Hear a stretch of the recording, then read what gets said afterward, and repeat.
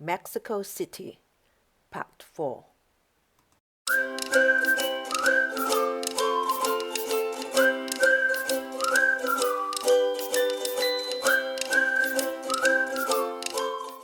We're heading out of Mexico City today, visiting a plaza with three cultures, a temple over 1,000 years old, and a very large church. This is our transport.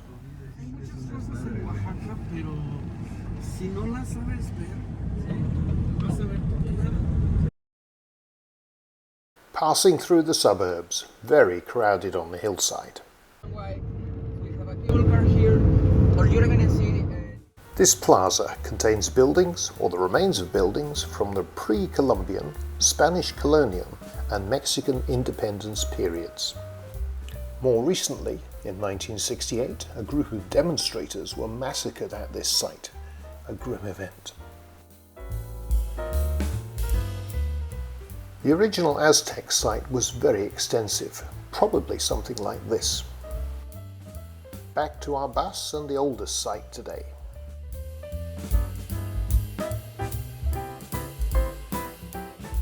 Traditional Mexican artifacts.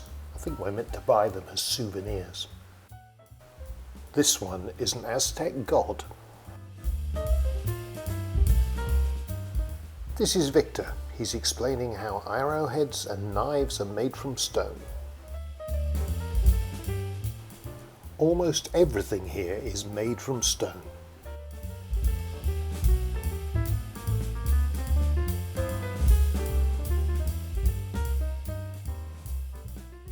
Over here, Victor.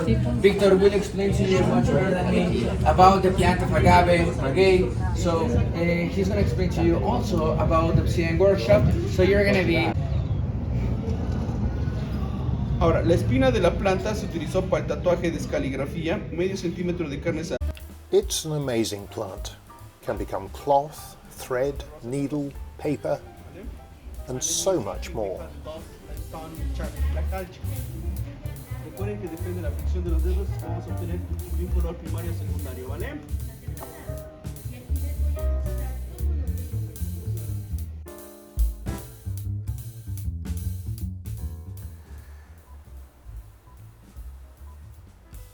Heading into the souvenir shop.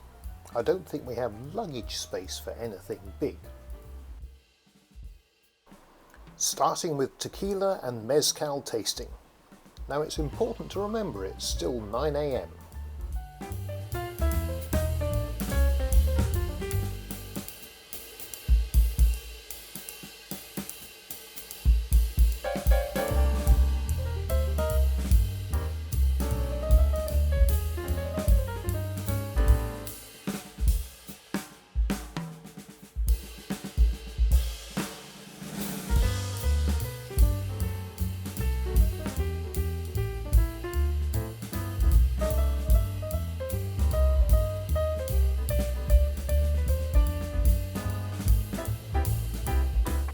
In a moment we'll do animal noises after the chess.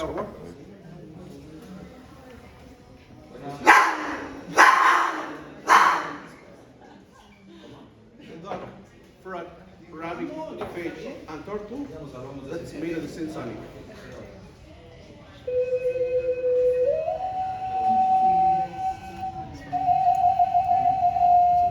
Okay, my friends, enjoy the coffee and the tea. The people they call it a ceramic from Guanajuato. We're now heading up to the temples. Already I'm getting an idea of how big the complex is.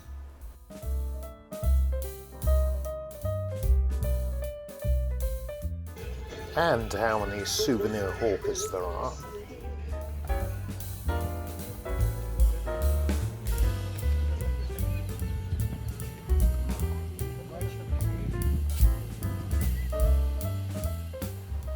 We've arrived at the complex, and in a moment we'll see one of the huge temples.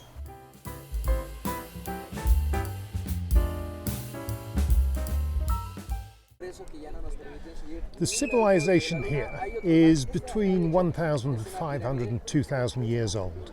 Strangely, they don't know which race or nation it was, because it was found deserted by the Aztecs. So all we have left are the huge temples, the Moon Temple, the Sun Temple, and the Death Road running between them.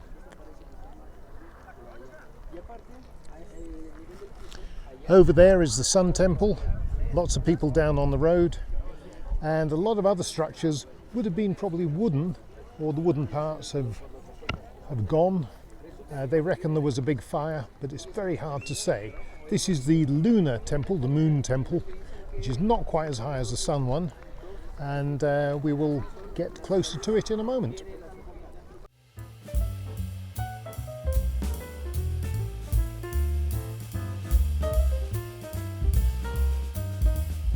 (1,500 years old).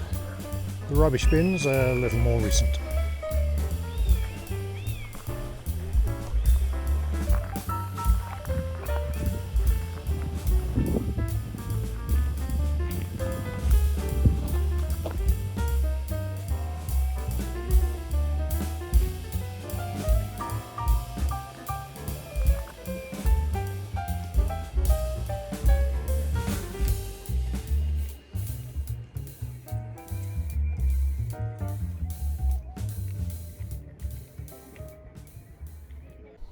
The Moon Temple, and we're just at the bottom, you can't see the top from here, actually has a tunnel which they discovered by radar. Now we're told it's to the left, which could be this, but I suspect it's more likely under these huts. Apparently the tunnel is not very accessible, it's full of volcanic rock and they need to clear it out. And then, who knows? The Pyramid of the Sun behind me, I used to be able to climb to the top, as indeed most of the pyramids and temples you could here. But COVID restrictions, unluckily, luckily for me, I have to stay down here. Next time, whenever that might be.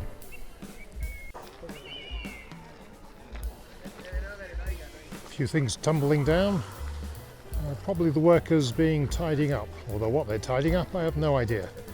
I haven't used this temple for a couple of thousand years.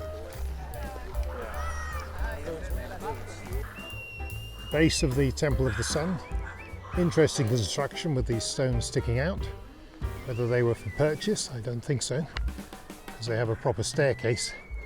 But there was a bit of reconstruction done about 100 years ago, so maybe that was a modern invention, as they say. Looking beyond the Temple of the Sun, down this way, you can see more remains extending into the distance, and apparently only 10% of the whole area has been explored. This would have been a huge city once, population 150,000 according to the experts.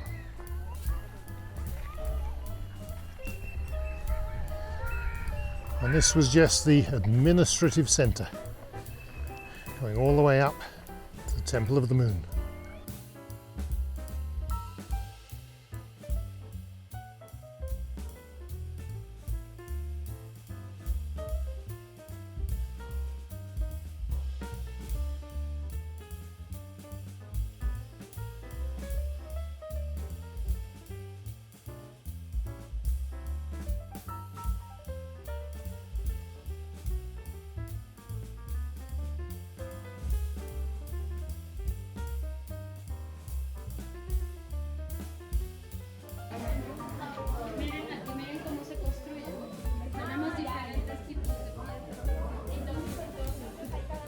This is the guard for the pyramid.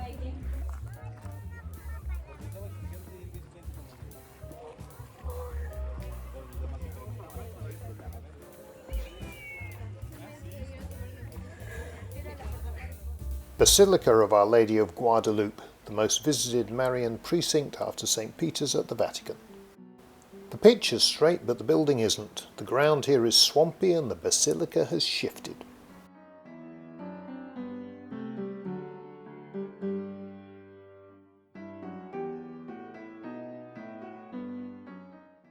This is the original basilica, started in 1695 and completed in 1709. Built to commemorate the appearance of the Virgin Mary, no less, in 1531.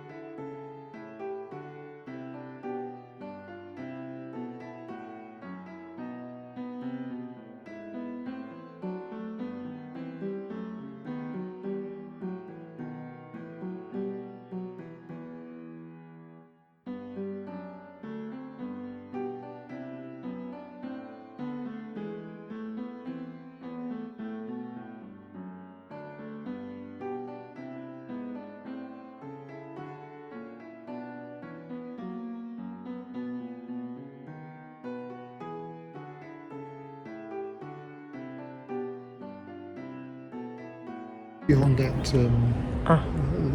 that's how I'm interpreting it. It's so beautiful. Look at the design, the ornament.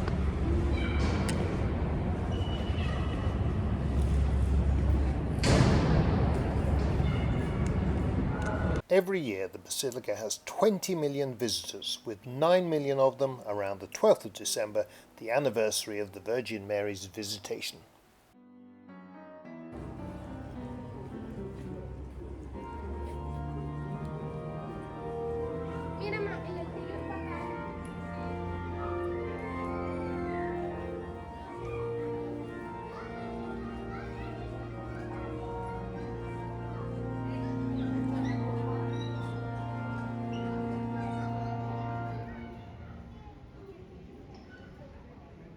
Buenas tardes, hermanos.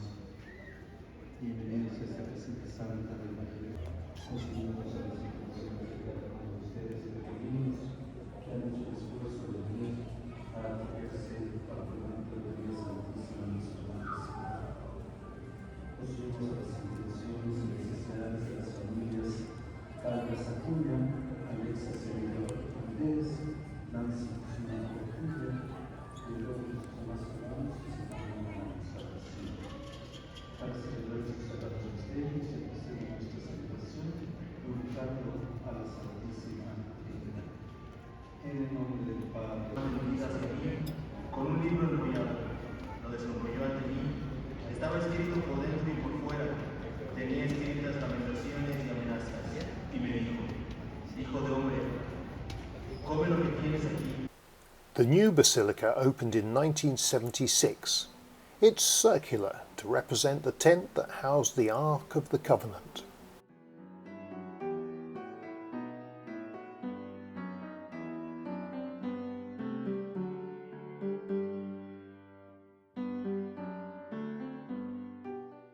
We are heading to the gallery, where a moving walkway will take us past the image of Mary, the Virgin of Guadalupe.